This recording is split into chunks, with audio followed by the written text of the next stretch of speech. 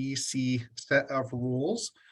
Again, Department of Land Conservation Development and their commission adopted a series of administrative rules here recently that really impact transportation planning as we move forward. So this is an opportunity to share really not what all the changes are. We're going to go over some of those high-level changes, but really today is about talking about implementation and next steps.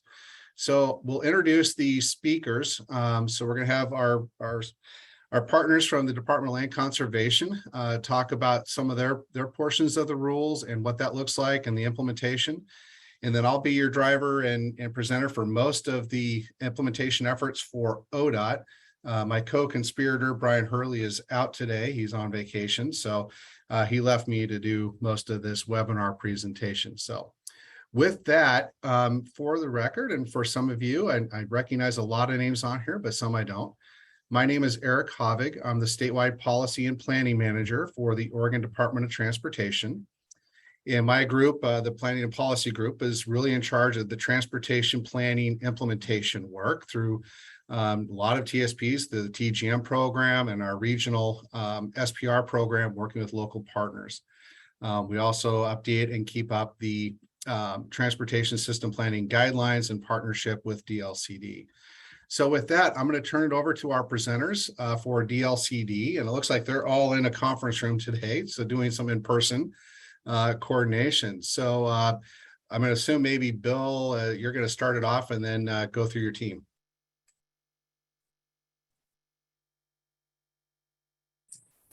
Thank you, Eric. Yeah, my name is Bill Holmstrom. That's me over here. I'm the agency's land use and transportation planning coordinator, and I'll let Stefan introduce Bill, himself. if you or your folks are talking, I can't hear you. I'm not sure if anybody else can. We did hit unmute. I hear him. It's a little bit echoey, but I hear him. Okay. Can you hear it? Eric, can you hear us now? Okay. Yep. We'll make sure to speak up. Go ahead. Good morning, everyone. Cody Meyer, land use transportation planner with the department. Hi there. I'm Evan Manville. I'm a climate mitigation planner with the department, he, him pronouns. Also in the room is Laura Buell. Who's a land use transportation planner. Cody and I and Bill are helping implement these rules that our commission adopted in partnership with ODOT. We're thrilled to work with you all to help you implement them in your local plans. The commission adopted two sets of rules kind of addressing two categories. As I think you all know, in July, they became effective. In August, the permanent rules, that is. The first set of rules kind of focuses on scenario planning, and the bulk of the work there is for Eugene, Springfield, and Salem-Keizer, the two largest MPOs after Portland Metro. So that's the regional plans to achieve pollution reduction targets. And the second set of rules is broad updates to our land use and transportation rules to try to get to the goals of the rulemaking. So we're now that they're adopted, or even before they were adopted, we were setting things up to help you implement them. There are two kind of categories in that second set. The first is stuff that DLCD is a clear lead on, and the second is stuff we're partnering with ODOT on, as Eric mentioned. The land use and building updates in the rules. The first is the climate friendly areas work. There are 15 communities that have to designate walkable areas to allow more climate friendly development to happen. Also under land use and building rules, parking management. I think a lot of you are aware of the parking management reforms and some small updates to EV conduit, turning up the volume on what building codes just did that in July, and the state legislature did, requiring building codes to do that in July. So that first set of stuff is stuff we're working on and leading. We have been providing some consultants. We've been doing some community engagement, kind of figuring out how community engagement plans and then taking those activities to work with communities, really focusing on equitable engagement and centering traditionally underserved voices in that conversation. We at beyond the engagement, we're doing some technical analysis, trying to figure out if those climate-friendly areas are big enough to allow for enough housing to happen in those areas. So that's what we're doing on the consulting forum this biennium. Now, we've also asked for additional resources for next biennium from the legislature. So if you want additional help, we'd love your support in that. But we are kind of asking, we know there's a lot of work coming and we're trying to get you the resources that you need in partnership with ODOT. So roughly, this is what's coming. As you all, I think, are aware, the climate friendly areas work and the parking reform are on pretty short timelines for the planning world. So I think you've all have seen this chart, and the TSP stuff, as Eric will talk about, is kind of ongoing. The scenario plans depends on what region you're in. So yeah, that's an overarching thing. The last thing I wanted to highlight is we continue to populate our rules implementation webpage. You can probably find it just by Googling DLCD CFAC. If you get to the wrong page, you can find the link to the right page from it. But we have things that will hopefully help local governments implement these rules, things to explain them to the public and your councils and things like that. Information about funding and implementation, the parking reform stuff that I would continue to develop, webinars, that sort of thing. The other thing to note is we continue to have office hours to answer your questions. You can reach out to any of us and we'll answer them outside of office hours, but kind of have a monthly chance for you all to come and ask your questions and hear other people ask questions. And you can find out all about that by subscribing to email updates on this webpage, and really try to make sure that you're aware of when we have additional resources and sessions to help you through that. Anything to add, Cody, Bill? Okay, wonderful. I think we'll pass it back to you, Eric.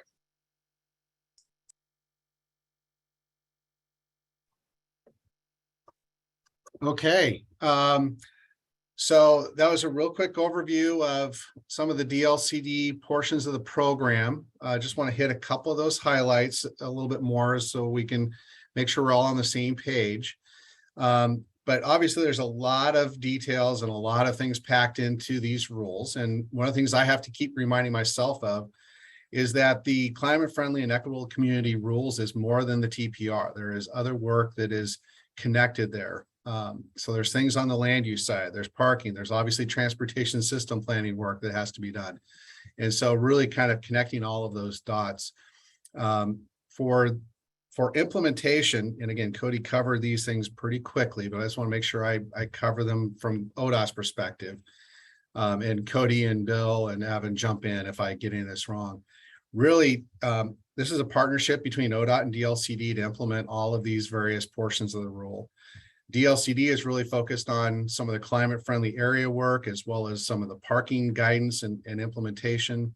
You heard also about some of the housing elements that are from implementation of the various parts of the rule.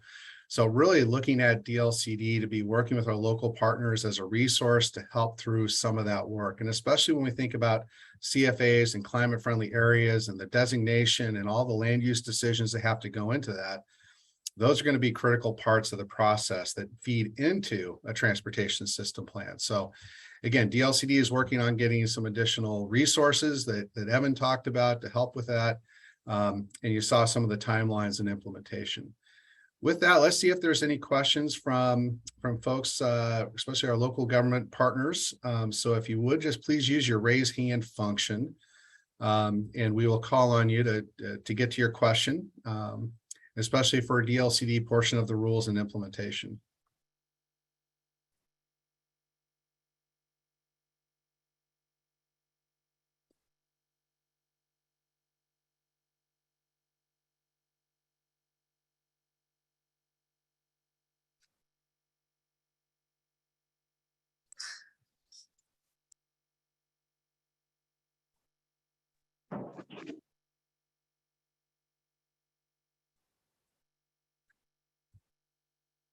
Okay, there we go. I knew if I paused long enough, somebody would be brave.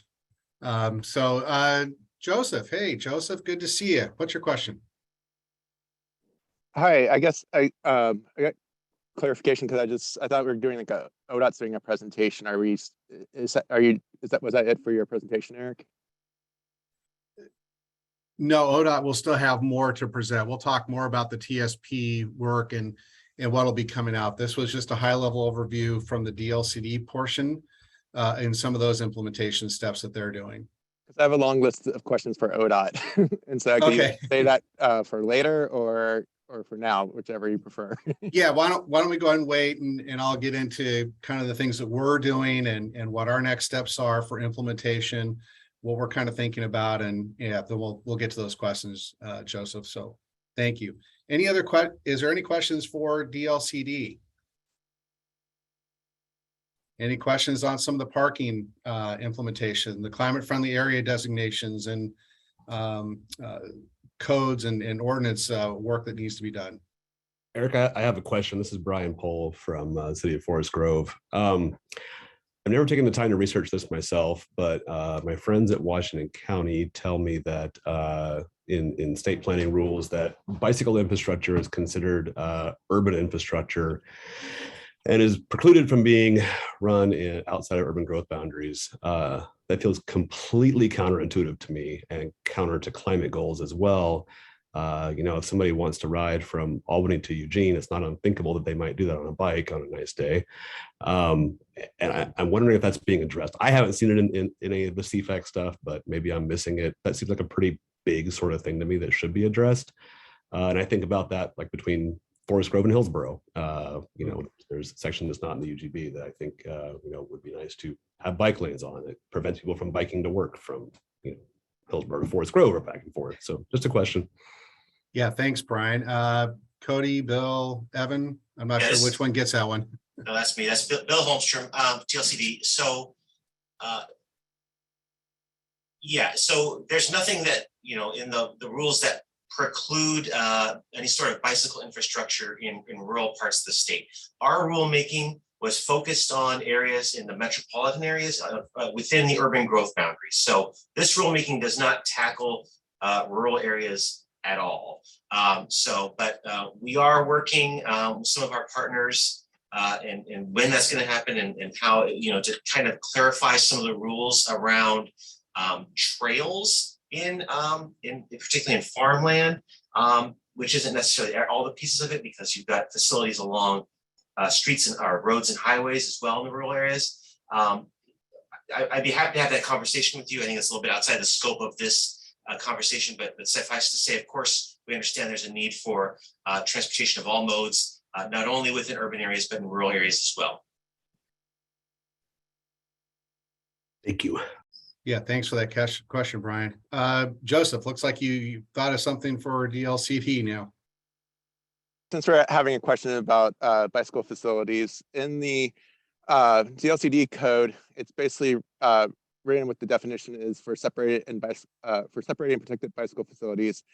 And I know other jurisdictions recommend not using the definition what it is written in the code, and instead, write what's be similar with what Federal Highway Administration is for the definition. That comment was ignored, but I just want to highlight that the way it's written right now is basically saying that we have to place basically a barrier that inhibits cars from entering in the bicycle lane on all arterials and collectors. Us, the city of Hillsborough, our default standard on our arterials and collectors are using cycle tracks.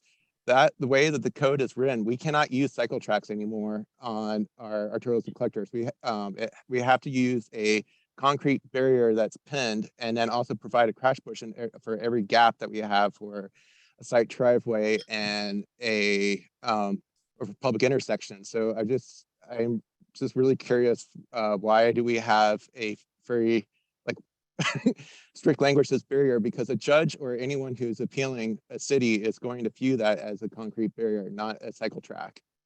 So that's my question for DLCD. That wouldn't be my interpretation, no.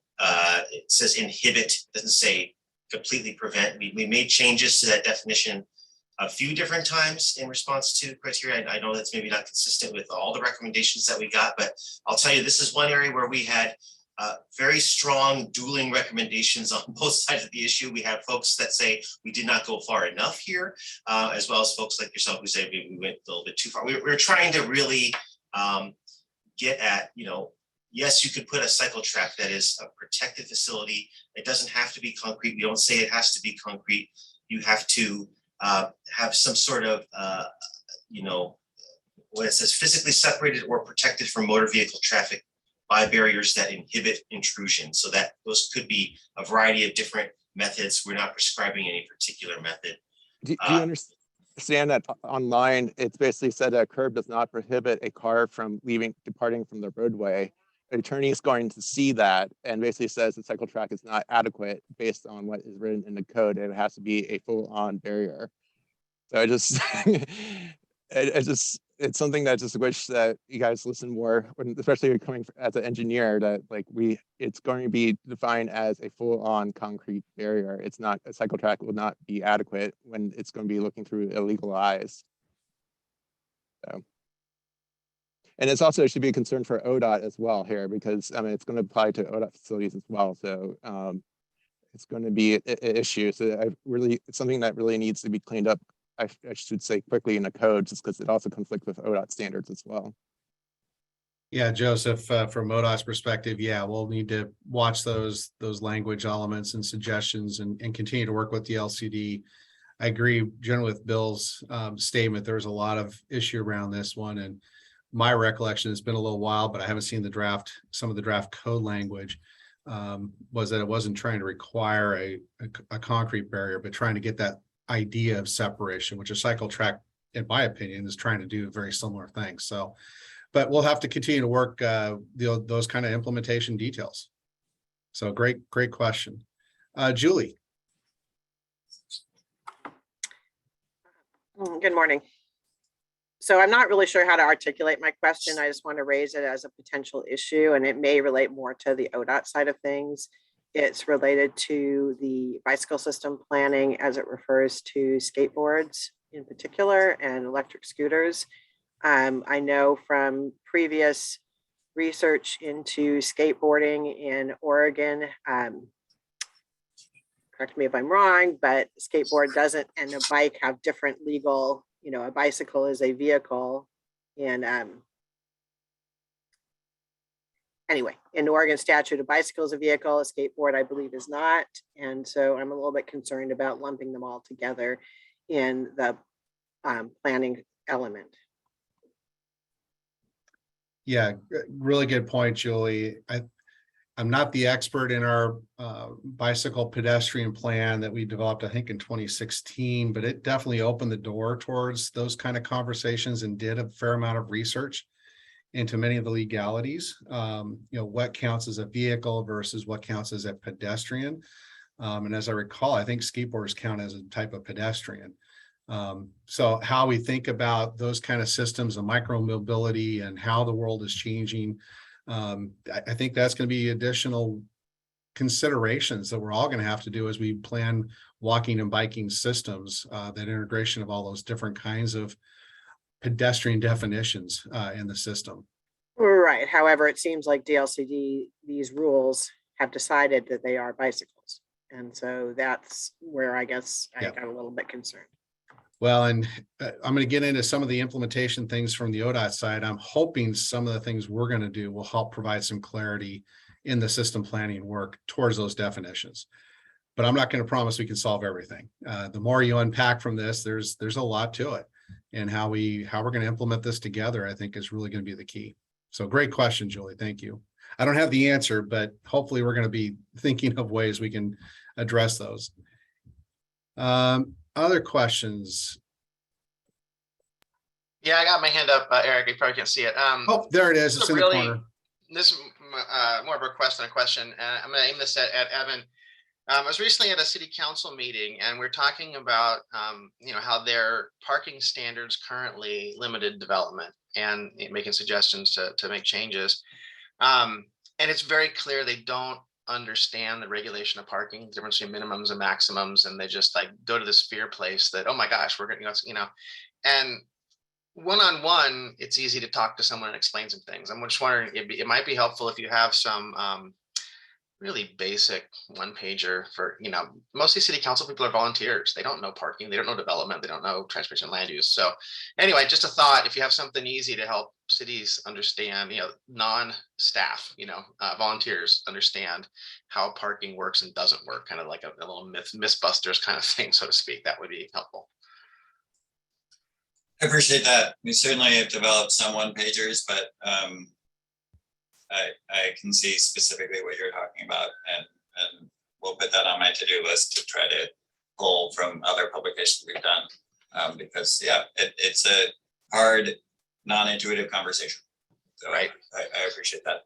Right. And in response to both Joseph and Julie, and just generally, I would say our commission, when they adopted the rules, were very clear that if there are some things that need to be ironed out that we discover during implementation and we need to tweak the rules a little bit, they are very open to that. They've certainly done that with other rules, housing rules and other things. So as much as the rules are done and we're implementing them, they're not written in stone, they're written in administrative rules. So we can come back and tweak them if we decide that that's appropriate. So feel free to keep sending us suggestions and highlighting challenges that you're coming across as you're working to implement these. Evan, thanks for that reminder. Your commission was very clear on that, and the meetings I listened into.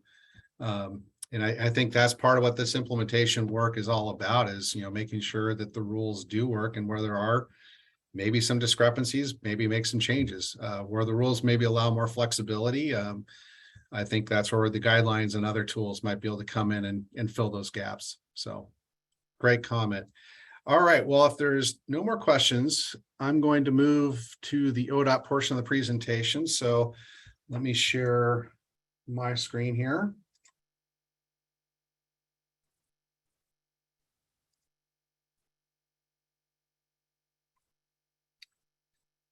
All right.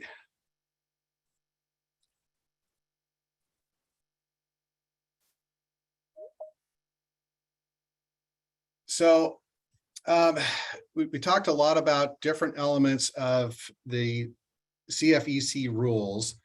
One of those is actually Division 44 for scenario planning. So one of the first things that ODOT's doing in our implementation work is getting prepared to work with Salem Kaiser as well as the Eugene Springfield area for complying with their portion of the Division 44 scenario planning requirements. So the Salem Kaiser area has not had to do scenario planning. So the rules require them to actually develop a preferred scenario and adopt that by the local agencies. Our climate office, who's not able to be here today, again, Brian is out on vacation today. Our climate office will really be leading this work with Salem Kaiser. And I think they've already reached out to both Salem and Kaiser in the area, the MPO folks, to start to plan and work for this. So ODOT is able to bring some of the money to the table to help with the scenario planning work. Again, the climate office will really be leading that effort. Then for the Eugene Springfield area, based upon previous rules, the Eugene Springfield area already has developed a scenario and a preferred scenario, but the rules really require them to update that and actually now adopt that as part of the local agency's plans moving forward. So there really is an opportunity to maybe go in, if there's any adjustments needed to that scenario, do some additional analysis. We can support some of that and get Eugene Springfield folks up to the requirements for an adopted preferred scenario as part of their local plans as well. Then for the smaller jurisdictions, the smaller MPOs and the cities and counties within those MPOs, there's a requirement for adopting performance measures. And I think the next slide gets to that. So ODOT is working on some tools to help develop this in partnership with DLCD, so we can help those jurisdictions get to this milestone and really come up with the performance measures that you'll need to adopt to demonstrate how you're meeting your greenhouse gas greenhouse gas reduction targets contained in Division 44. So we're really anticipating some of that work will be part of the implementation efforts that ODOT is about to embark on. I'll talk about those here in a little bit. And again, our climate office is looking for late this year and early next year to really start diving into many of this work with Salem, Kaiser, Eugene, Springfield, as well as the other cities and counties for the other MPO areas when they have to adopt these performance targets. So some of the big things that we're getting ready for on the ODOT side on implementation, and this is related to some of the questions we've already gotten. We're recognizing from ODOT, and I know DLCD recognized from the beginning, there's a lot in the TPR and the family of CFEC rules and how it's going to impact transportation planning. One of the first things that ODOT really recognizes, we need to update either the TSP guidelines or develop some best practices and guidelines and tools for our local partners and for ODOT to work together to update and amend transportation system plans to be compliant with the TPR. There's other guidance and other documents that are going to impact ODOT as well. So our development review and how we think about land use changes, as well as just permitted uses for development. One of the sections in the TPR requires local governments and ODOT to not have just one mobility performance standard if it is vehicle based. So we also have to come up with some additional performance metrics together on how we're going to manage the transportation system through development review activities, as well as transportation system planning. So ODOT is believing there's some updates we need to do to the TSP guidelines, the development review guidelines, potentially how we do facility plans in the future around interchanges or corridor plans. And so we're really out right now. In fact, this is about to hit the street to consultants to bring on some consultant help to help us really update and amend those guidance documents. This is really part of ODOT's implementation strategy, is we want to make sure that we're providing resources and tools and best practices and guidelines that will help all of us achieve the TSPs that we're trying to out of the TPR. So when we can bring them to DLCD, we have a standard set of processes and guidance and procedures that we're all following. I think that will make things a whole lot easier and transparent. And hopefully I'll help do the documentation in a way that will help show we're achieving the goals and outcomes expected from these TPR and other rule changes. So really trying to get my terminology, make sure we get our guidance and processes and procedures understood about how we're going to do all of this TSP work before we start jumping in and actually developing a TSP with not knowing where maybe we're heading towards. So ODOT is moving forward with one of those, with a contract here very soon to help do that work. In addition, I think it's really clear from the TPR, there is some additional things that local jurisdictions and ODOT we're going to have to do together around the analysis and modeling kind of work. How we start thinking about VMT per capita and measuring some of the goals and outcomes and performance metrics. It sounds really good until you start peeling back the layers of actually how do you do all of this? And I'm not a modeling expert. I do understand transportation analysis fairly well, but this is very complicated and really some detailed kind of analysis and modeling work that's going to have to be done as part of these TSPs. So in a similar vein, we've recognized we need to have some general best practices and guidance and guidelines to really help make sure we have a consistent, repeatable process and procedure that we can follow for implementation of the analysis and modeling work for an updated TSP. We believe at a minimum, this is going to impact the analysis procedures manual. I think Peter Skidema may be on this call, but Peter is our analysis engineer, really, and leads the updates and the upkeep of the analysis procedures manual. So we definitely know we need to have some work there. We already have some general modeling guidance, but this is an opportunity maybe to update that and really come up with the best practices we need to implement for these TSPs for this particular section of the TPR.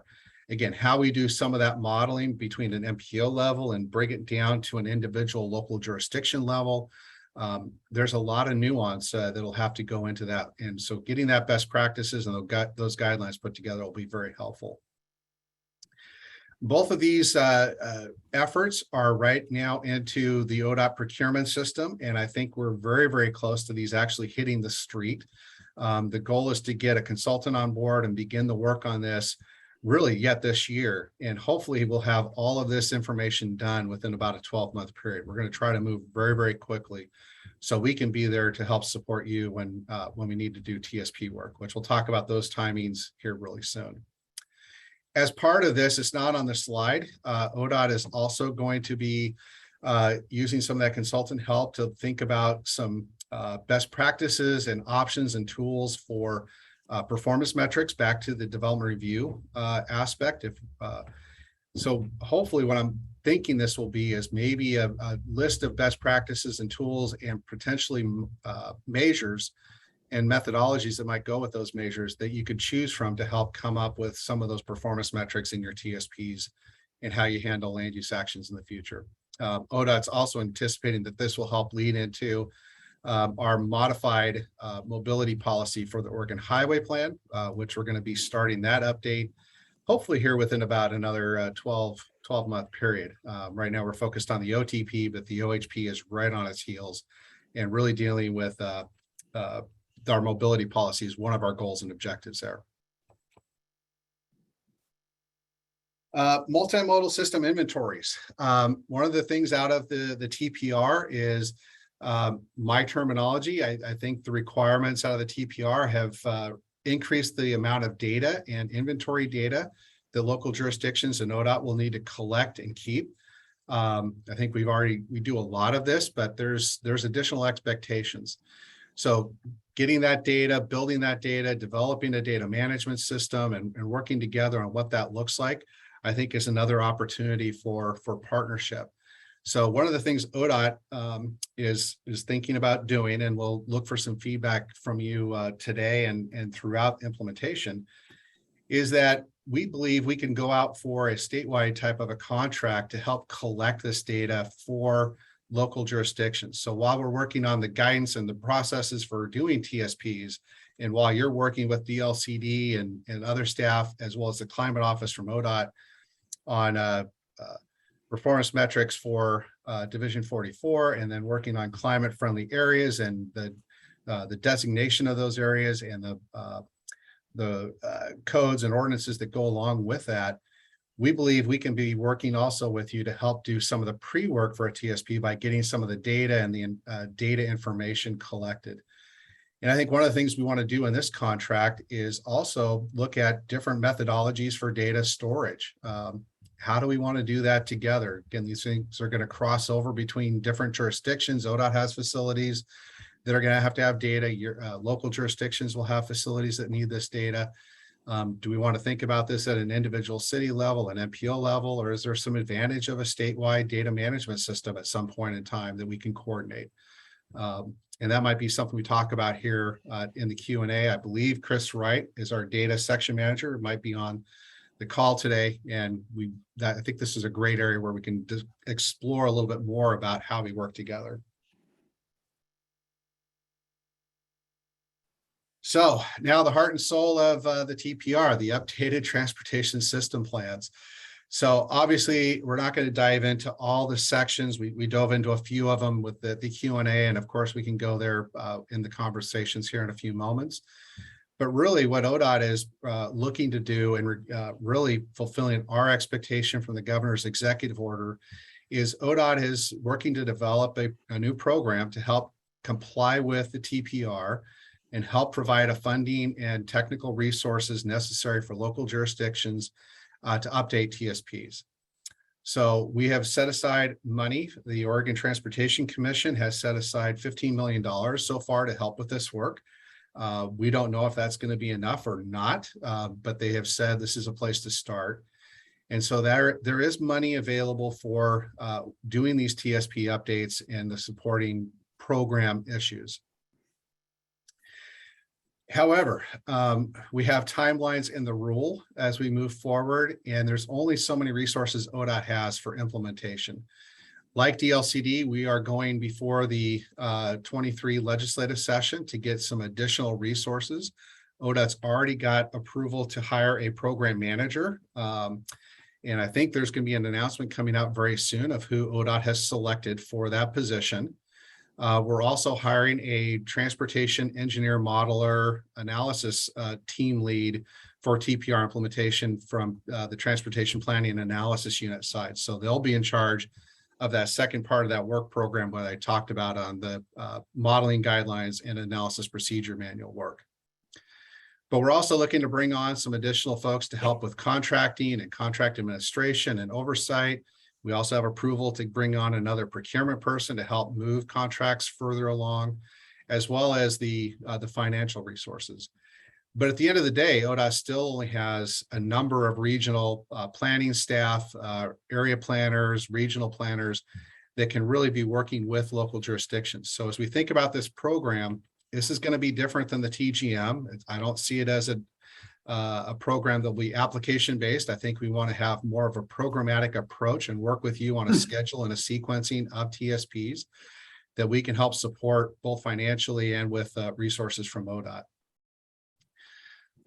The other thing with this program, with the money that's coming for or from ODOT, we are using federal dollars from the new federal bill, the IIJA, that the Congress and the president signed here recently. So with federal dollars, there is some match requirements, and ODOT is looking at a 15% match from our local partners to these dollars.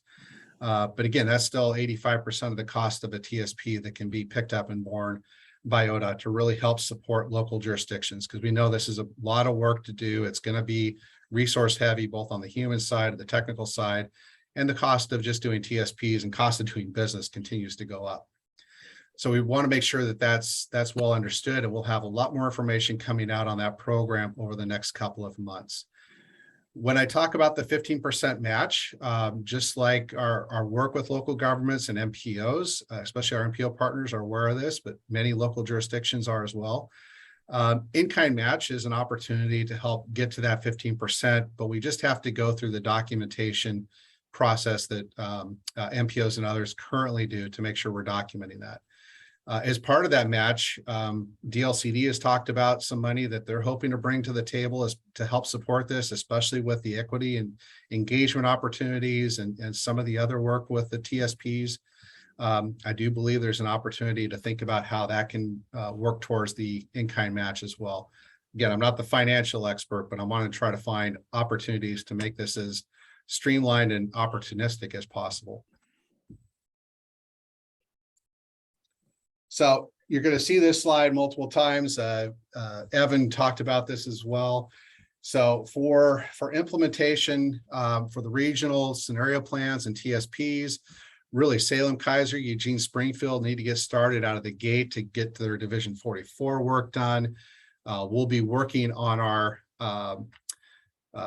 work to get the guidance and other materials up and going over the end of this year and through 2023. Working on this, hopefully on collecting data during 23 and 24. So we're really ready to hit the ground about the time that you all will be around 20, maybe 23 or 24 for actually starting really TSPs. One of the other things just to really remember when we're talking about starting a TSP, and this is really coming from our analysis and modeling folks, we really want to make sure that each of the jurisdictions have completed their land use kind of actions and requirements first. So we want to get the CFAs designated, work with you to make sure we know what the boundaries are, the housing requirements, the demographic information and the assignment, the employment, housing, all of that stuff that needs to be decided from a land use side that will go in to help inform the transportation system planning effort. So again, I think the timing is going to work out really well between working that side of the equation on the CFA, the land use, and all the things that need to happen there while we're getting the guidance documents and materials going, collecting the data, really being able to hit the ground running hard on TSPs sometime maybe in late 23.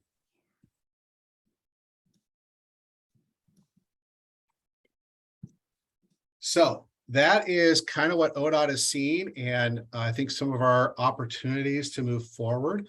Again, this is evolving even as we're having this conversation. Not all of these things are completely cast in stone. Obviously, the contracts for getting the work done for TSP guidelines, facility planning, our planning processes or procedures, we have to have that. The modeling and analysis work, we have to have that so we know how we're doing this and how we're going to be able to do it consistently across jurisdictions, across MPOs and others. And then really the implementation through the TSP with the goal of meeting the timeline. And we can always pull that timeline up for more information if we need to. So with that, I didn't want to talk really anymore. I wanted to hear some questions, comments, reactions. This is our opportunity to really engage in more of a dialogue kind of going forward. So I see a couple of hands raised. I think Peter Hurley was first. Thanks, Eric, and thanks for the presentation, both from ODOT and DLCD. Could you go back to the previous slide, the timeline slide, please, for a moment? And you're muted, Eric. Oh, sorry, Peter, you're asking for the timeline slide back up? Sure, or Okay. I'll ask the question. People may or may not need to see this slide, but the fourth line down under the RTP was performance measures. And you had mentioned that one of the tasks for ODOT is to update the mobility policy. What are some of the other performance measure work that you're considering, ODOT's considering doing? There's a lot on performance measures in various parts of the new rules, and I'm just curious what ODOT is looking at. Wow, Peter, that is a loaded question. Well, I mean, obviously, we are in the middle of updating the Oregon Transportation Plan. So for those of you that are following the OTP update, that is getting into a lot of big policy conversations that I think are going to lead to key goals, objectives, maybe some key performance metrics we want to be working towards as a state, really in the big macro kind of picture. In the Oregon Highway Plan, that's going to be more focused on highway performance, recognizing that highways serve multiple users. So it's not just about moving cars, but the highway prism is really there for moving transit, walking and biking, as well as automobile and truck traffic. So we do think there's going to be an update to, well, I think I could promise this, there is going to be a pretty major overhaul, I believe, to our mobility policy and what that kind of looks like. Will we have other performance goals and metrics around safety or other kind of things? I'm pretty confident we will. And how those all tie together will be part of those challenges for us. But for right now, we're really wanting to make sure when we're talking performance metrics on this one, it's really complying with the performance metrics for the TPR and Division 44. So it's back to that Division 44 suite of performance metrics and options for smaller jurisdictions and not smaller jurisdictions, smaller MPOs and the local jurisdictions and counties within those MPOs where they can do that kind of work.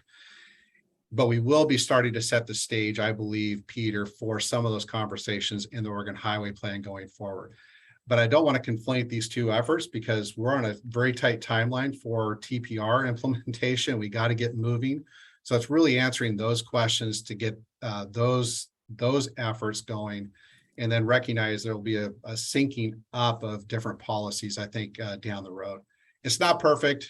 Nothing ever is on the timing side, Peter, but that's how I kind of see that. I don't know if Michael Rock is on the call or not. Michael, is there anything you wanted to add to that? Michael Rock is our transportation planning unit manager. He's been leading the OTP efforts, and he might have anything to say.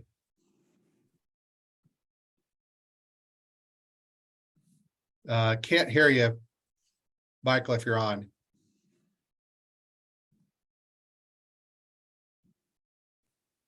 Okay, and if he doesn't, just wanted to say thank you. City of Portland has spent a lot of time working on performance measures, and so we would like to engage with ODOT in that process. Perfect. Yeah, I'm not sure if Michael's on or not. He's actually right next door to me, so I hear his door opening. He may be on another meeting. But Peter, I'm right there with you. And I think, we know Metro in their RTP is working really in this area as well. They're updating their long range plan and getting into a lot of different performance metrics. So again, timing, I don't know if it's going to be perfect for how all this syncs up. But yeah, absolutely. This is going to be a conversation that's going to be beyond ODOT. We need to be working together. So appreciate that, Peter. Let's see. I'm not sure whose hand went up next, but I'm going to start with Dave Roth, Tiger. Haven't heard from you today. So Dave, welcome.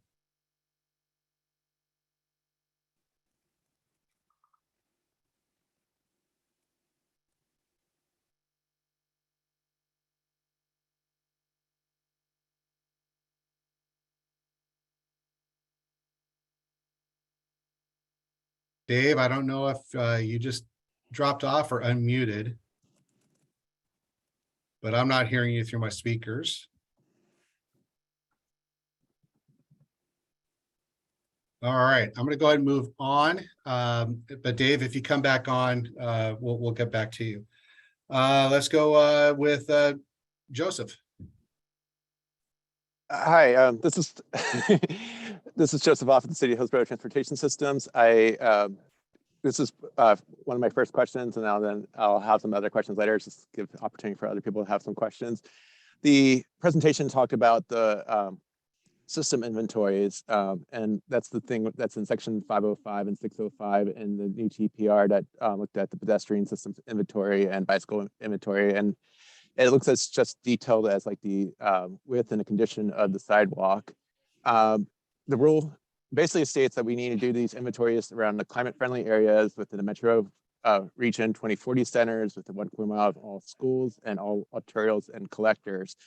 I did this kind of like a quick exercise to see like, okay, so how many roads do we need to cover? And it pretty much came out that we need to do all the roads within the city of Hillsborough. And that's because when you say all schools, I mean, one thing is we have a lot of schools in our city, but it's also that includes charter schools, that includes preschools. And like my son went to a preschool in somebody's house.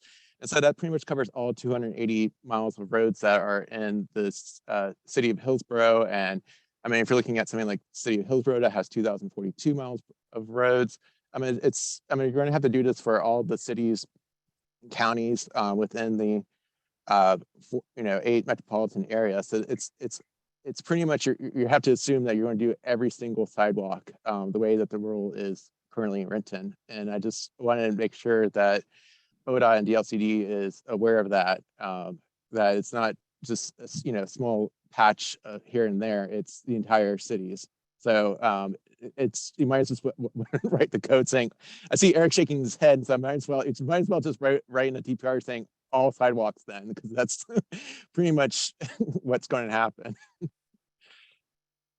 Joseph, thanks for that. Give a chance for DLCD to respond to the technicalities, but I think ODOT, when we were reading this, we saw this more as almost a citywide kind of an effort on the data collection as well. But Cody, Bill, any thoughts there to Joseph's question about being beyond just the CFA areas? Yeah, hi, thank you. So, we scaled back the inventory requirements that we initially had in some of our early draft rules based on conversations with ODOT. The idea, hopefully, that we weren't going to be getting everything, that we were really talking about key places around the community. And, I think if it works out that is a significant chunk of the community, that's not necessarily what we were shooting for, but I think it might work out that way in some places. We don't define school in the TPR, so I think there may be a couple different interpretations on what that means, but that's something we'll have to both think through, I think. So yeah, Joseph, again, this is one of those areas again of the TSP guidelines. I'm hoping we can do some really detailed dissection of the rules and come up with some best practices, and maybe with working with Bill and Cody DLCD, put some parameters around that to maybe limit it a little bit. But again, my read generally from this was it's probably going to incorporate a fairly substantial portion of the community, especially with a lot of emphasis on arterials and major collectors. whether it's in a CFA or not, is still part of that critical part of the network and getting some of that data going forward. For ODOT, for our arterials, we mostly have a lot of this. There's a few things I think we're going to have to add. But again, I think this is where the TSP guidelines can really do a deeper dive here. And maybe one of the first things out of the gate, we ask the consultants to develop some recommendations and best practices for. So when we move forward with that contract and doing some of that data gathering, we can really kind of make sure we're hitting the right target and what that means. So great question, Joseph. Anything else DLCD on that one before I move to Julie?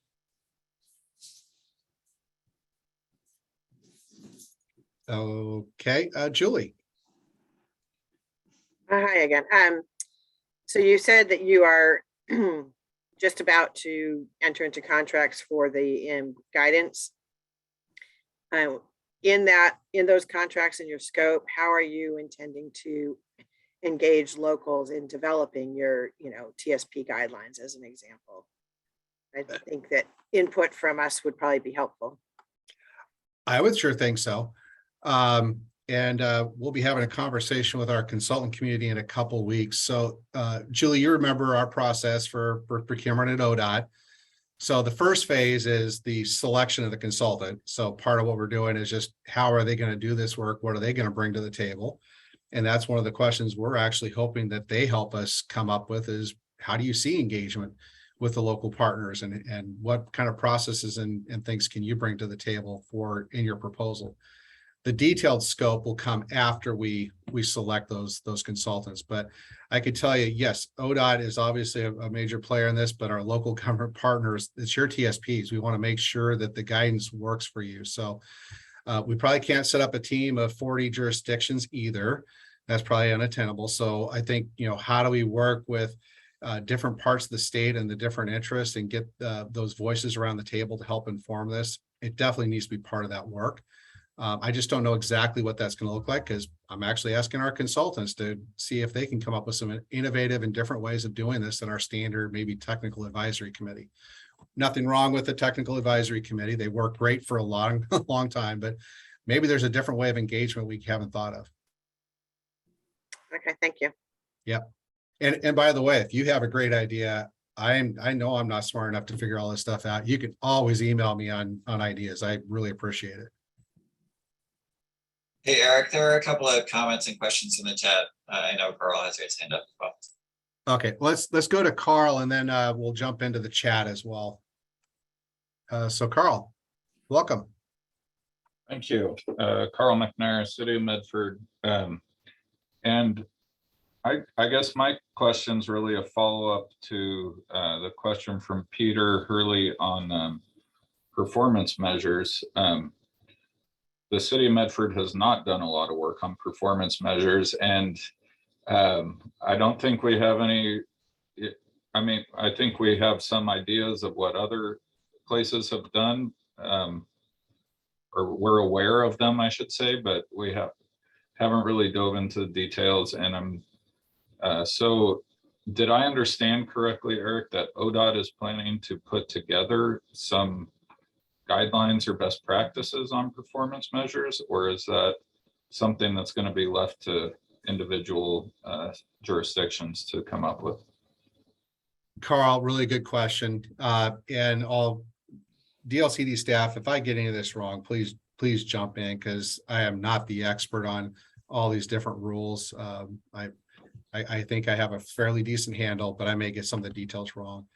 So part of those performance metrics, again, are related to Division 44. And for your jurisdiction, it's not a TMA, so it falls under the small MPO requirements for now.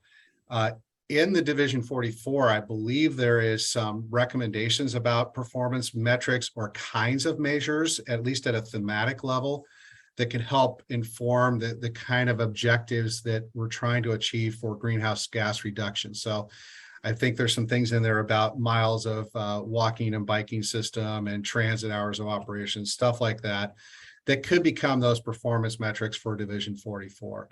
So I think for compliance there's already, I don't want to call them safe harbor because that's not the right term, but I think there's already some set of recommendations in the rules or in the guidance coming from DLCD to help with that we're hoping we can build upon with this contract work as well. And then as far as performance metrics for their TPR, because again, they may be the same, they may not, it's not required.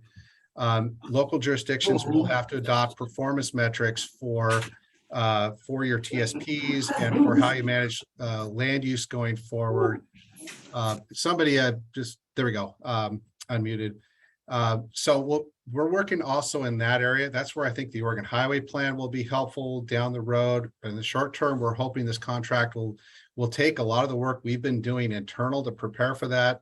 Portland Metro has looked at a lot of different performance metrics. Quite honestly, ODOT's done this 2 or 3 different times. There is no really great performance metric. If it was, we would have found it by now.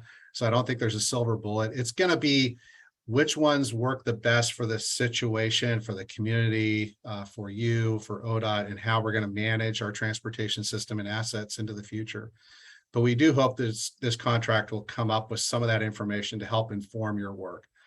So you don't have to do it every time. One of the things I don't want to do is pay a consultant to develop this kind of content, 40 different times for every jurisdiction. I'd rather have something we can all kind of use from as a discussion starter, but not the decision maker. Does that Eric, help? if I could clarify here, this is Cody with DLCD.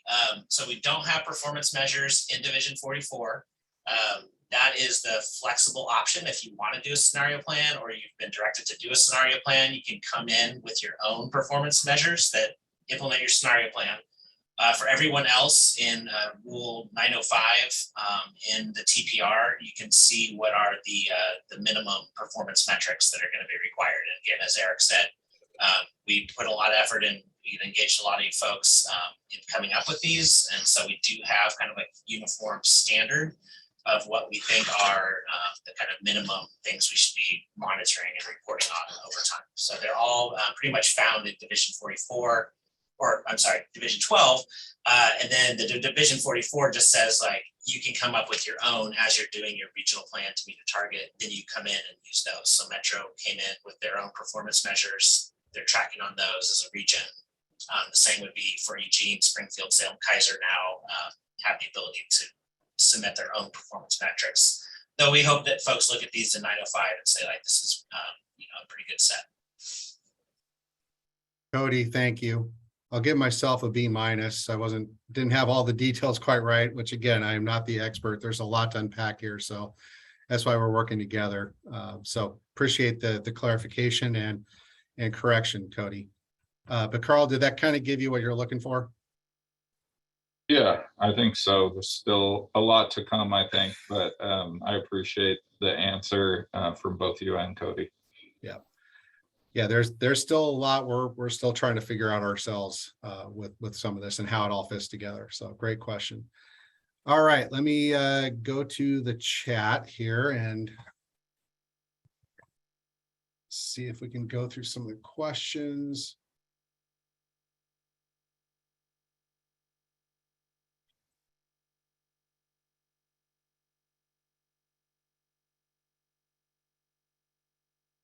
Okay, one of the first questions from Julie is how we're going to include locals in the guidance. I think we covered that one. We will share the timeline chart, Nick.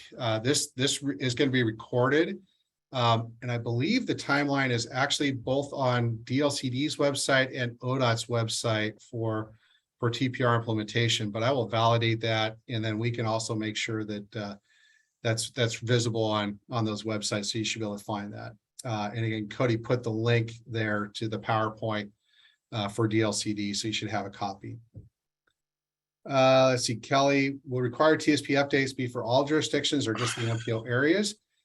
So again, my read and DLCD, correct me if I'm wrong, this applies to cities and counties within these MPO areas. So the 8 MPO areas of the state that exist today will be required to have updated TSPs.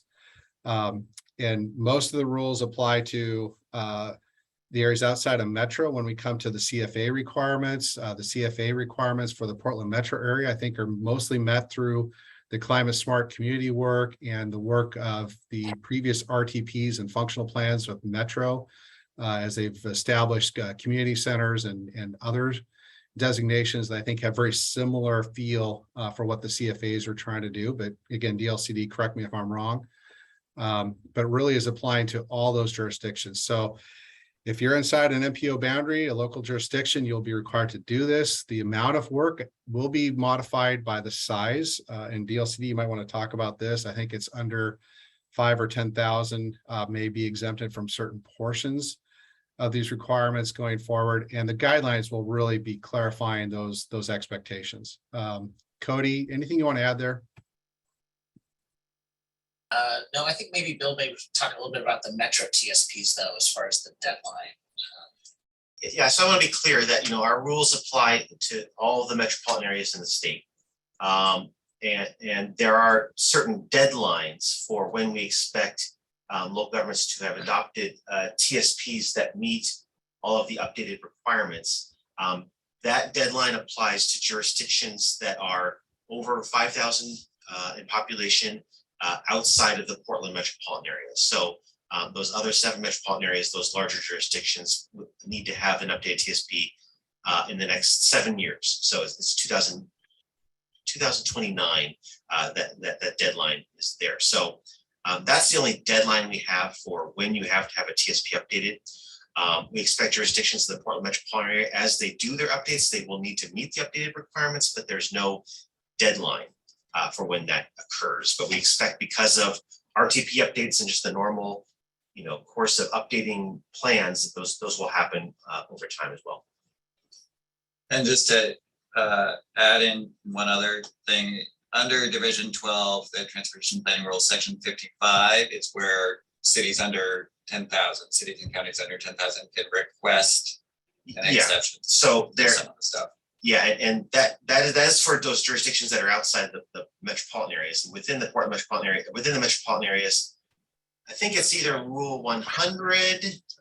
I think it's Rule 100 that also applies. That lets those jurisdictions that are. Let me double check here. Yeah, so cities and counties with a population of less than 10,000 within the urban area may ask for a whole or partial exemption to these requirements. So those smaller jurisdictions can ask for that. And then there's also a lot of the individual requirements and rules within the rules only apply to jurisdictions over a certain size as well. So those smaller jurisdictions out there, you know, we have a document that maybe one of our staff could put a link to that talks about every jurisdiction, depending on what size you are, what is it that you have to do? And we've listed each jurisdiction in the metropolitan area in that document, and it really goes into more detail. Cody's doing that. Thanks all.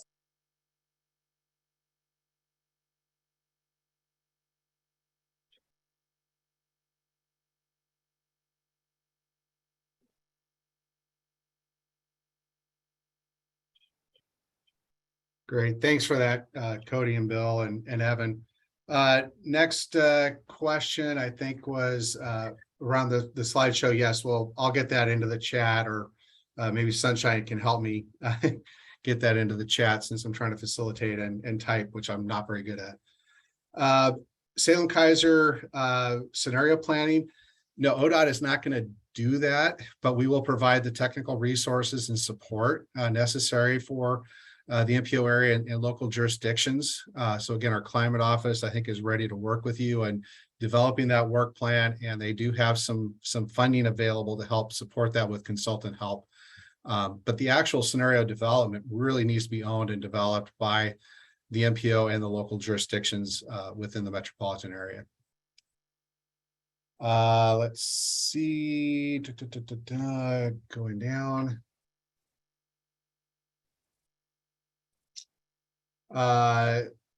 Leah was asking about the $15 million that ODOT has set aside. That came from the extra federal infusion of money that we got recently to, well, all states when Congress passed the large infrastructure package. The transportation portion of that is, the acronym is IIJA, and I can't even remember what it all stands for, but that is the package where most of the federal transportation dollars are included. Obviously, the larger infrastructure bill that was signed by the president and Congress contained other program areas, not just what we call Title 23, which funds the vast majority of transportation work here in the state of Oregon. But that's where that money is coming from, is our typical federal transportation dollars. So it has the typical match requirements that go with it, as well as the federal oversight kind of things. If you're a local jurisdiction and you've ever delivered a federal project, that's why ODOT is really planning to take the lead for contracting this work to make sure we comply with federal rules.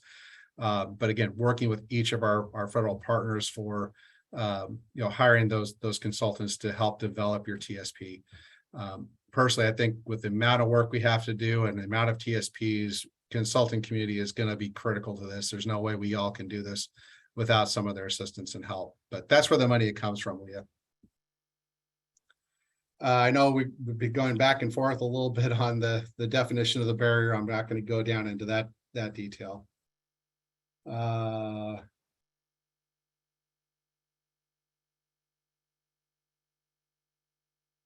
So the next question from Warren, I don't know, this might be more appropriate for DLCD staff to maybe talk about what happens in the in-between time between a full update of the TSP and some TSP amendments and complying with the various parts of the rule. That's how I read this next question. So Bill, Cody, can you take that one? Yeah, this is Bill Holmstrom again. So yeah, we do have some provisions in the rules for interim TSP updates. You don't have to go and do a full-blown update to bring everything up to date, just to do a minor update. And those provisions are in Division 12, Rule 12, so 660-012-0012. Section 2 of that rule talks about interim TSP updates over the next few years. Where we've received the DLCD's received the notice, the 35-day notice by the end of this year, you don't have to meet any of the updated rules. You can use all the existing rules. And that's for folks that are working on TSP updates basically right now. So it's something to keep in mind if you've got something small that's coming up soon. At the end of this year, you're good. You don't necessarily have to go and do a big update. Through the middle of 2027, you're permitted to make minor changes to your TSP. When you make those minor changes, you need to bring that piece that you're doing up to the updated requirements, but you don't have to go and change a whole bunch of other things as well. So we've put those in there to allow exactly the kind of things that Skylar's talking about. There's minor updates to things that need to happen, new facilities. Things happen with TSPs all the time, and we just want to make sure that we're easing people into this, and we're not making people because we just don't have the resources to let everyone do a big TSP update all at once at the beginning. Bill, thanks for that. And we've had those kind of questions come up multiple times, so really appreciate that answer from DLCD. Couple more questions in the chat. I know we have some more hands raised. We'll come back to that.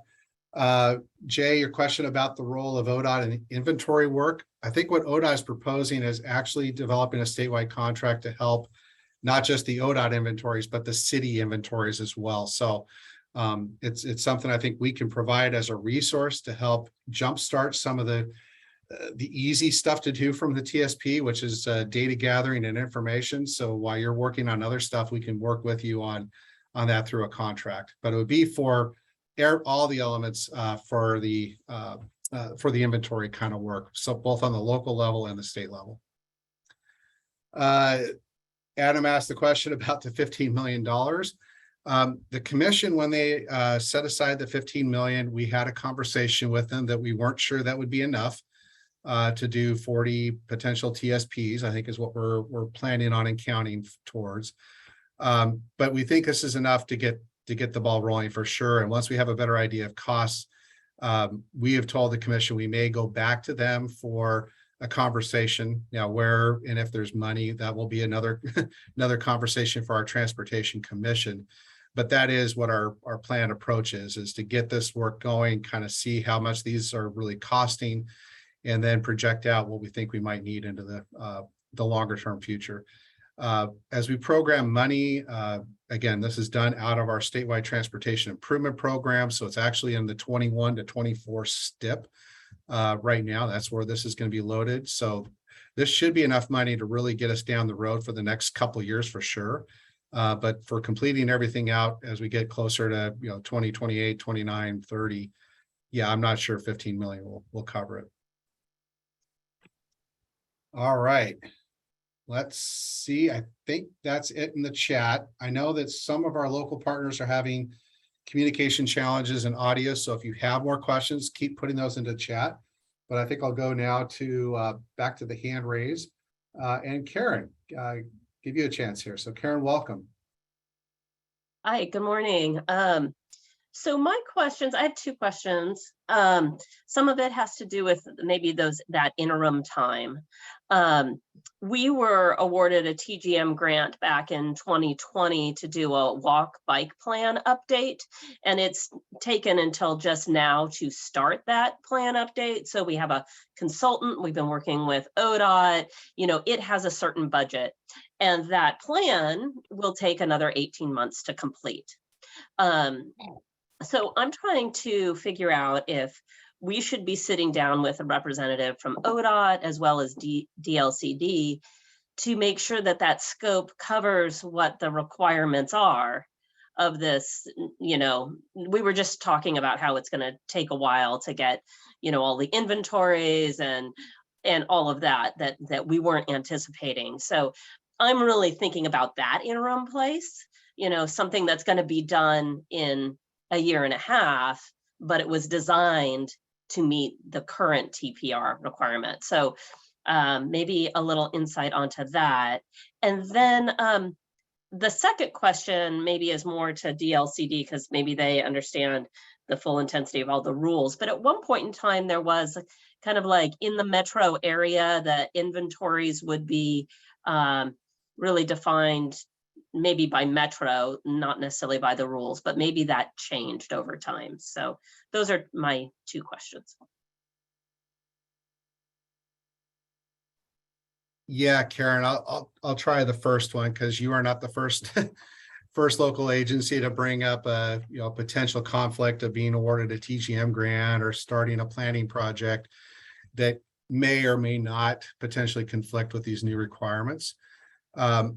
Again, I think every situation is unique, but given some of the expectations for the transportation system plan around the walking and biking system, I do think that TGM project has some great potential for you. And I think that's something we could sit down definitely as we scope that out with our TGM staff and others. And definitely can bring in Cody and folks from DLCD in that work as well to make sure that the work you're doing right now may not comply with all the different parts of the rules, but we want to make sure that the work will feed into then your TSP update. So it's going to at least cross the T's and dot the I's as much as possible.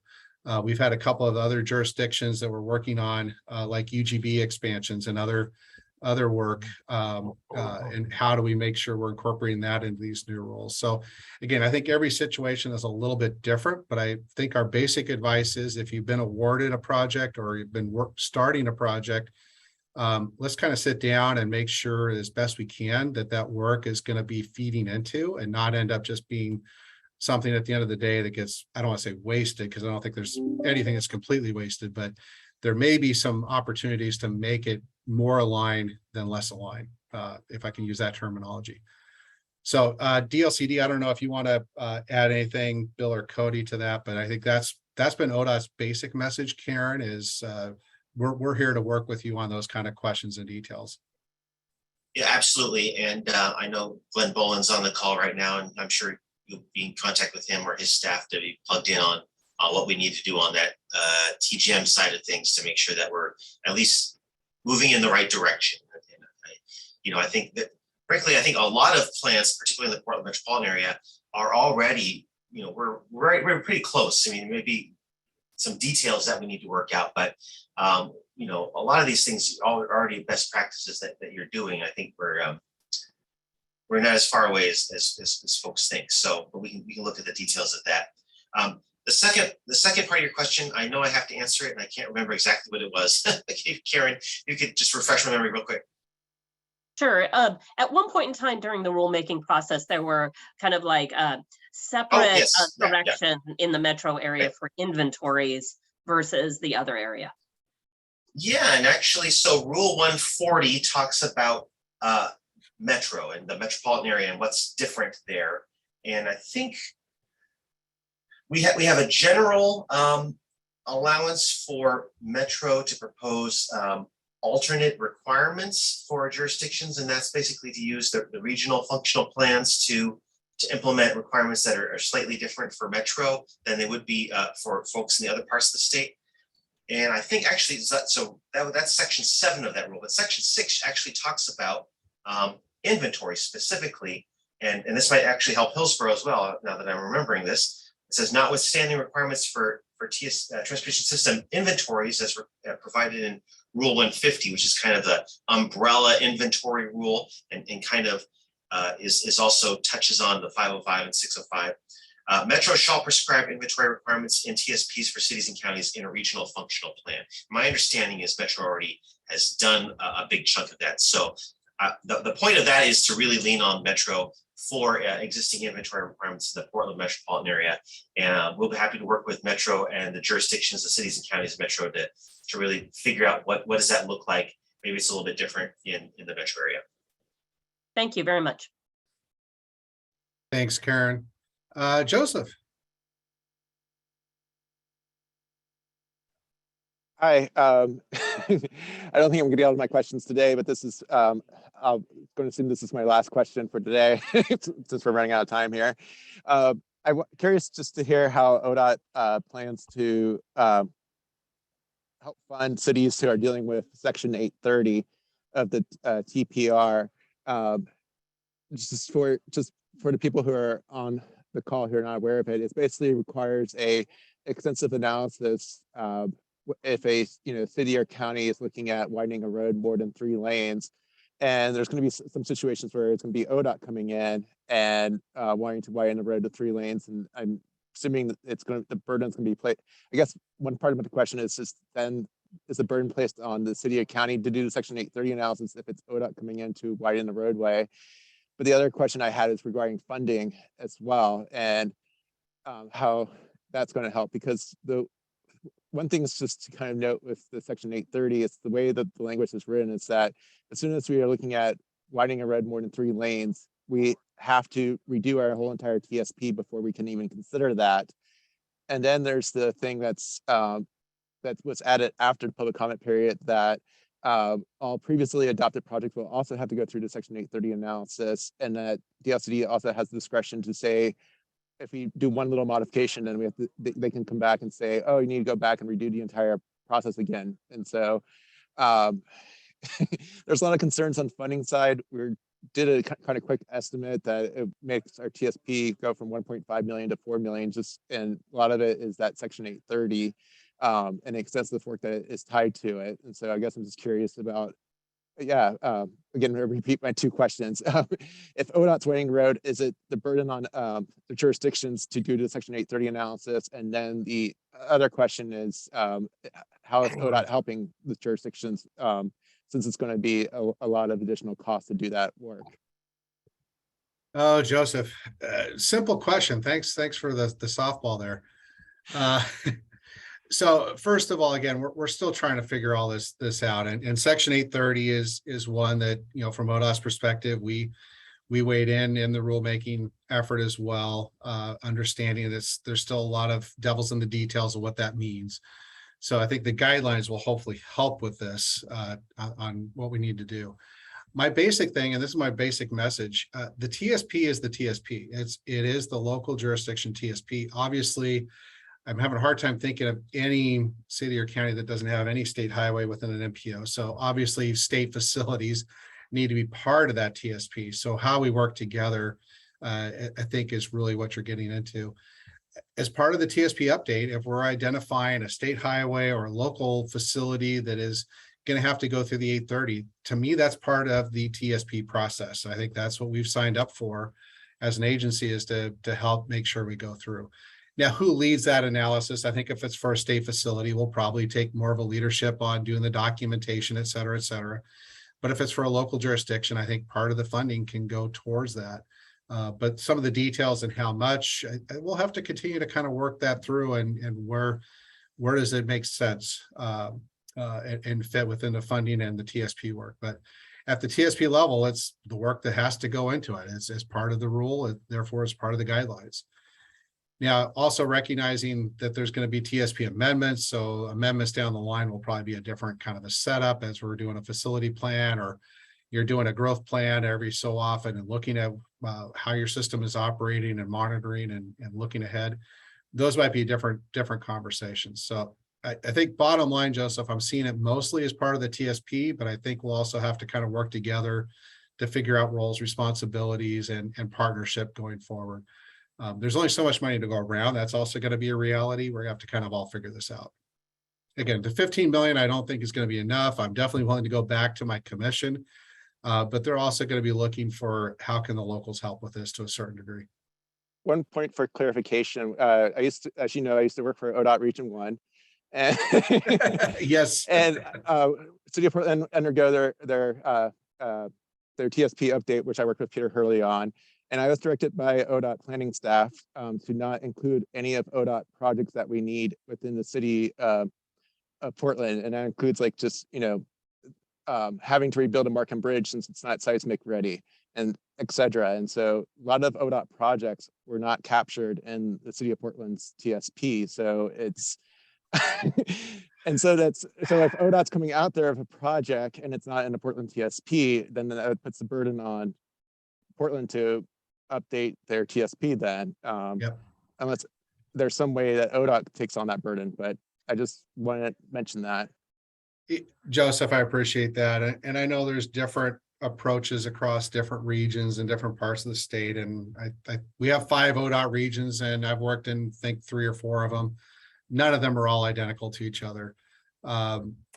But my simple read is, this is the TSP. It's supposed to be for all the transportation systems. So how do we make sure things are included? We'll need to work with Region 1 on the level of detail. I mean, one of the things that we've done in a lot of TSPs is identify areas that just need refinement plans. We don't quite know the answer yet.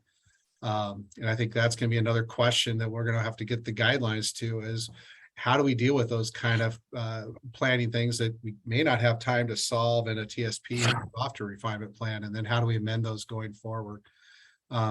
Especially where there's bigger infrastructure conversations that need to occur. It may not be appropriate to try to solve it all in the TSP at one fell swoop. But I do think the system plan needs to be thinking about how the system completely works together between local and state, and how we're moving people and goods by all modes. I think that's the heart and soul of what the TPR is trying to do. It's just going to be the level of detail, the readiness, and how we work those things forward. And obviously Glenn and the staff from Region 1 for the Portland metro area will be very integral to help with those conversations. So this is, again, my worry. Glenn only has so many staff people, so we can't do 15 TSPs at once. Glenn is going to get burned out, and he's going to come hunt me down, and it's not going to be pretty. If I use Region 2 as an example, I used to work in Region 2, and Julie knows me from years ago, but if we did all the different jurisdictions, they have 4 different MPOs, so you add up all the jurisdictions. If we tried to do all those at one fell swoop, Naomi Zwerdling, who's the Region 2 planning manager, would do the same thing Glenn would. So I want to preserve my life as well. So we're going to have to really think about how we implement this within our region staff, because they do need to be part of the conversation. We do have state facilities. We want to make sure those interests and those systems are part of the discussion. So I don't know if that answers everything, Joseph, but I think we'll continue to work together to figure out the right balance there. All right, Steve. Hi, Steve. Hi, Eric. I just wanted to follow up on that question briefly. There's a lot of areas in the new rules where it seems to envision us working together. And if you could just talk a little bit about how the rules are intended to work in a multiple jurisdiction environment. For example, if a city designates a transit corridor and there's a specific area around that transit corridor identified, say a half mile, but large portions of that area are in unincorporated, or the CFA lands, if the unincorporated CFA lands cross over county lines, or within a half mile of a CFA crosses into a city, how is it envisioned that different jurisdictions work together to coordinate different designations? I'm thinking there may be a lot of community reaction to a lot of these requirements, and that may spur different responses at the policy level.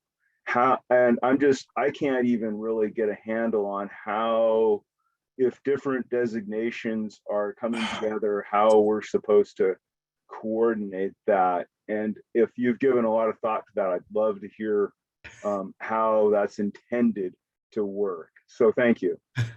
Steve, another softball question. Thank you. Yeah, it's going to be required. Transportation corridors don't stop just because there's a magic line on the ground between one jurisdiction and the next.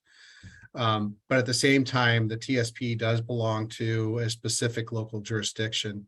So how we work with city X, and if that city abuts to another city, or there's some unincorporated areas, or goes out into a county, and that's going to be a major focus of either some transportation investment or some land use designations and what all that means. Yeah, we're going to have to make sure we're coordinated across jurisdictions. In some ways, some of this is really better, even thinking at a broader MPO kind of scale, but with our land use laws and requirements for local jurisdictions to have TSPs, this is how we have to kind of break things down. But this is not exactly new either. We've done TSPs for cities that have boundaries with other cities for years.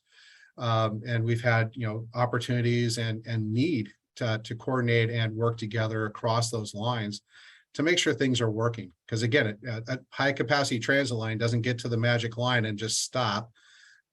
Maybe sometimes it does, but for the most part, it's probably going to continue to serve others, across that line. So how do we make sure that both communities are working together, have similar visions around transportation, connectivity, and systems and coordination?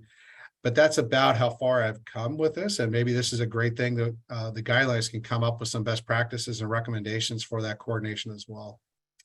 So Steve, I don't know if I have all the answers, but I don't think it's something completely new. But I think some of the conversations may continue to evolve. Cody and Bill, looks like DLCD has some thoughts there too. Yeah, Eric, thank you. Bill Holmstrom again. So we have Rule 110 in Division 12, which talks about how cities and counties work together to cooperatively plan for transportation system plans within the urban area. It literally says cities and counties are responsible for cooperatively developing TSPs within the urban area. And I would say, this process has taught me there's probably about 50 different ways jurisdictions across the state handle planning for unincorporated places, within the urban area. It's really a lot of different ways of handling out there. Washington County is up there in terms of its complexity, I would say. And frankly, we've given cities and counties the flexibility to talk amongst yourselves, figure it out, and decide how you're going to do that. That's all in Rule 110, mostly in Section 2 of that rule. We've punted kind of because trying to come with a one-size-fits-all for this just was not going to work. And so we've given local governments the power or responsibility to figure it out and to do what works for them. Because like I said, there are so many different permutations of figuring out how these jurisdictions do planning. It's really, there's no one way of handling that. Thanks, Bill. We are right up on time, but Damien, we haven't heard from the city of Bend. You'll get the last question in, and then we'll do a wrap up. Again, I know there's way more going on than we have time for. Hopefully this is just our first conversation. We'll be working together more, but Damien. Thank you, Eric. Can you hear me okay? Yes. Yes, okay, so I have a more pointed question about section 830. The way we see it is that as we are updating our TSP, and if there are ODOT projects that need to be evaluated and then included with findings that they address 830, our view is that's ODOT's burden. And I want to know if you agree. I think I kind of covered this, but maybe not clear enough. But yeah, obviously, if it's a state highway facility, and we're wanting, improvement X that triggers 830, yes, we need to be doing some of that analysis and working with you. But at the end of the day, it still needs to be adopted into your TSP. So how do we work together towards those processes and procedures? We also want to make sure, how does the investment in the state highway impact or relate to the transportation system on the local, and again, how we're moving people through within and around communities. So I think your statement is, would ODOT take the lead for the analysis on 830? I think my simple answer is yes, but at the same time, we need to still work together with you. We can't do this in a vacuum. Does that work? That helps, thank you. Yeah. All right. Well, I know there's probably way more questions. I could tell you, I still have a lot of questions with implementation, but I think we're really starting to make some good headway with where we're at. We have some things in process. I wanted to make sure that our local partners kind of knew some of the next steps we were thinking about. As far as the TSP program, again, I mentioned that we're about to announce a hire for that. So one of the first things that person is going to work with me on is really putting the nuts and bolts down for this new TSP program, and how do we start thinking about all the different jurisdictions and timing and sequencing. And we're going to be back in contact with you again. This is only step one of the conversation. With that, if you do have additional thoughts, comments, questions in the announcement for this, you can reach out to Brian Hurley, myself. I think our contact information is there. Obviously, DLCD has provided a lot of their contact information. I know they're very open to communities asking questions and reaching out. And together we will find a way to work through the processes and come up with those procedures and meet the timelines and expectations out of all these different rules. But with that, again, thank you, everybody. Great turnout. I think we were up to around 120 people, which is fantastic. Great turnout for this. I appreciate the dialogue and discussion. Some definitely things for us to think about. And I look forward to working with each of you on some of the next steps. But thank you, everybody, and have a good rest of your day.